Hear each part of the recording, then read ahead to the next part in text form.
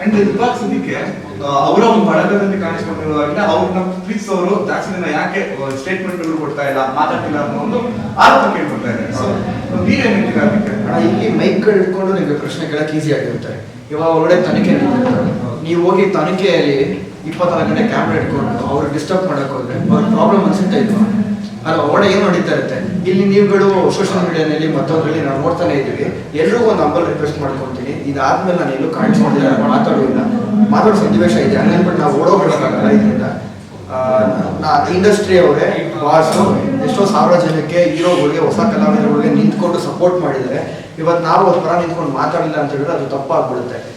ಯಾರು ಮಾಡ್ತಿರೋದೇನು ಮಾಡಿಲ್ಲ, ಆಗಿದೆ, ತಪ್ಪಾಗಿಲ್ಲಪ್ಪ, ನಾವು ಬಾಸಿನೂ ತಪ್ಪು ಮಾಡಿಲ್ಲ ಅಂತ ಅನ್ಕೊಂಡು ನಾವು ತಿರ್ಗಾಡ್ತಿಲ್ಲ. ತಪ್ಪಾಗೋಗಿದೆ, ಯಾವುದೋ ಒಂದು ಕ್ಷಣ ಆಗ್ಬೇಕಿತ್ತು, ಆ ಗಳಿಗೆ ಕೆಟ್ಟದಾಗಿತ್ತು, ಆಗೋಗಿದೆ. ಹಂಗನ್ಬಿಟ್ಟು ಒಬ್ಬ ಮನುಷ್ಯ ಬಿದ್ದ ಅಂದಿದ ತಕ್ಷಣ ಅವ್ರ ಬಗ್ಗೆ ಅಪಪ್ರಚಾರ ಮಾಡೋದು, ಕೀಳಾಗಿ ಮಾತಾಡೋದು, ಅವನು ಇವನು ಟ್ರೋಲ್ ಮಾಡೋದು, ಮತ್ತೊಂದು ಮಾಡೋದು ಯಾರು ಮಾಡಬೇಡಿ. ಯಾಕೆಂದ್ರೆ ಕರ್ಮ ಅನ್ನೋದು ನಿಮ್ಮ ಮನೆ ಬಾಗಿಲು ತಟ್ಟುತ್ತೆ ನಾಳೆ ಬೆಳಗ್ಗೆ. ಅದನ್ನ ಅನುಭವಿಸೋಕೆ ನೀವೆಲ್ಲರೂ ರೆಡಿ ಆಗಬೇಕು. ನಾನು ಬಾಸ್ ಅಂತ ಪರ ನಿಂತ್ಕೊಂಡಿರ್ತಾರೆ, ಅದು ಯಾರೇ ಆಗಿರ್ಬೋದು, XYZ ಆಗಿರ್ಬೋದು, ನಾವೇ ತಪ್ಪು ಮಾಡಿರ್ಬೋದು, ಇಲ್ಲ ಇನ್ನೊಬ್ಬರೇ ತಪ್ಪು ಮಾಡಿರ್ಬೋದು.